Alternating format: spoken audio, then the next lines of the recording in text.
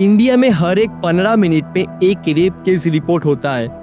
NCRB के data अनुसार साल में करीब 31,500 रेप केसेस, उसमें से करीब 71% केसेस दर्ज ही नहीं होते। तो इंडिया में इतना ज्यादा रेप केसेस होने के पीछे क्या कारण है? वुमेन पीस और सिक्योरिटी इंडेक्स में इंडिया 177 देशों में 128वें स्थान पर है। तो जानते हैं इन रेप्स के पीछे, क्राइम अगेंस्ट वुमेन के पीछे एक्चुअल रीजन है क्या? इसके पीछे के कारण को टोटल 4 कैटेगरीज में डिवाइड किया जा सकता है। कॉग्निटिव डिस्टॉर्शंस मतलब मनोवैज्ञानिक विकृतियां, सब्सटेंस अब्यूज मतलब पदार्थ का सेवन, सोसाइटल इन्फ्लुएंस समाज का प्रभाव, और पुअर सिस्टम खराब व्यवस्था। जहां कॉग्निटिव डिस्टॉर्शंस मतलब मनोवैज्ञानिक विकृत सोच सबसे बड़ा रोल प्ले करता है। इससे एक व्यक्ति ऐसे कुछ धारणाओं के ऊपर विश्वास करने लगता है जो असल में सच है ही नहीं, और वो उसको रैशनली सच मानता है। जैसे ऐसे सोचना कि औरत ने शॉर्ट ड्रेस पहना होगा तो मतलब वो चाहती है, औरत की नाम में ही हाँ होती है, या फिर औरतें मर्द को फंसाने के लिए झूठा आरोप लगाती है, असल में ऐसा कुछ होता ही नहीं है। ये सारे बिलीव्स जो एक इंसान के दिमाग में घर कर चुका है, जो इसको सच मानता है,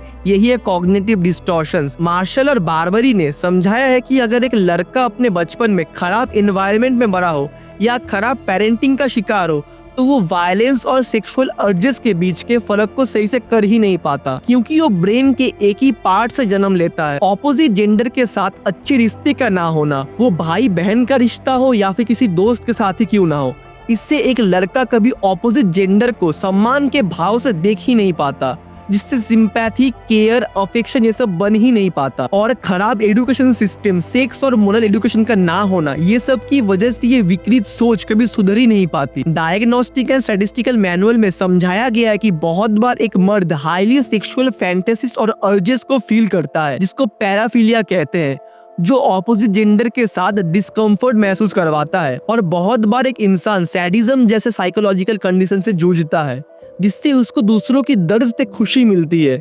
इसका बहुत बड़ा एग्जाम्पल है बिग बॉस जैसे रियलिटी शोज, जहां एक दूसरे को नीचा दिखाना, अब्यूज करना ही फॉर्मेट है। पैट्रियार्कल सोच भी एक बहुत बड़ा कारण है, जहां सिर्फ मर्द ही नहीं बहुत सारे औरत भी इसका शिकार है। जहां औरत को एक मर्द के समान बराबर माना ही नहीं जाता, औरत को मर्द का जरूरतें पूरा करने के लिए देखा जाता है, वो घर का काम करना हो या फिर सेक्सुअल अर्जेस को मिटाना हो। जहां समाज में ऐसा सोचा जाता है कि मर्द अपने शारीरिक जरूरतों को कंट्रोल ही नहीं कर सकता, औरत को देखकर मर्द का खून उबलता है, इसलिए वो ऐसा काम करता है। एमटीसी रेपिस्ट टाइपोलॉजी वर्जन 3 में रेपिस्ट को 6 कैटेगरीज में डिवाइड किया गया है। एक अपॉर्चुनिस्ट मतलब जो मौका देखकर अकेली औरत के ऊपर हमला करता है। 2 एंगर रेपिस्ट जो अपने गुस्से और फ्रस्ट्रेशन निकालने के लिए रेप करता है। 3 सेक्सुअल रेपिस्ट जो अपने पैराफिलिक नेचर और सेक्सुअल अर्जेस की वजह से ये काम करता है। 4 सेक्सुअल नॉन सैडिस्ट रेपिस्ट जो सेक्सुअल फैंटेसी से ड्रिवन तो होता है, पर वो अपने आप को और मर्दानगी को लेकर बहुत ज्यादा इनसिक्योर भी होता है। 5 सेक्सुअली सैडिस्ट रेपिस्ट जो दूसरों को शारीरिक और मानसिक दर्द देकर खुश होता है। और 6वां और आखिरी है विंडिक्टिव रेपिस्ट जो बदले की भावना से या उस लड़की को सबक सिखाने के लिए ये काम करता है। अल्कोहल भी रेप के पीछे एक बहुत बड़ा वजह है।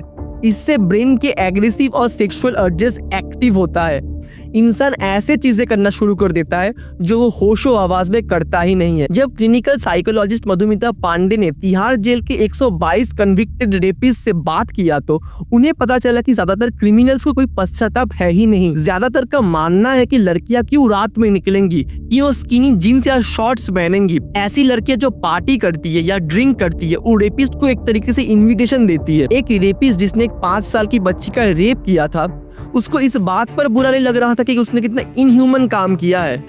उसको फिक्र थी कि उस लड़की से शादी कौन करेगा। निर्भया केस का रेपिस्ट मुकेश सिंह का कहना था कि उस लड़की को फाइट बैक नहीं करना चाहिए था, और लड़कियां रात में निकलेंगी तो मर्द का तो ध्यान जाएगा ही। और आखिर में हम लोगों का खराब सिस्टम, जहाँ न्याय जो हक का है उसे मिलने में सालों साल लग जाता है, जहाँ पॉलिटिकल कनेक्शन होना, पुलिस में करप्शन, सिस्टम में ट्रांसपेरेंसी ना होना क्रिमिनल के मन में साहस पैदा करता है, क्योंकि उसे लगता है कि मैं रेप करूंगा और कभी पकड़ा ही नहीं जाऊंगा। अगर आपको रेप जैसी हीनियस क्राइम के पीछे साइकोलॉजिकल कारण और सिस्टमेटिक प्रॉब्लम समझ में आया है तो इस वीडियो को शेयर कीजिए, और ऐसे इंफॉर्मेटिव वीडियोस के लिए मुझे सब्सक्राइब कीजिए, ताकि मैं ऐसे इंफॉर्मेटिव वीडियोस आप तक पहुंचा पाऊं। अगर आपको हम इंडियंस का मोरल डिलेमा के बारे में जानना है तो ये वाला वीडियो जरूर देखें।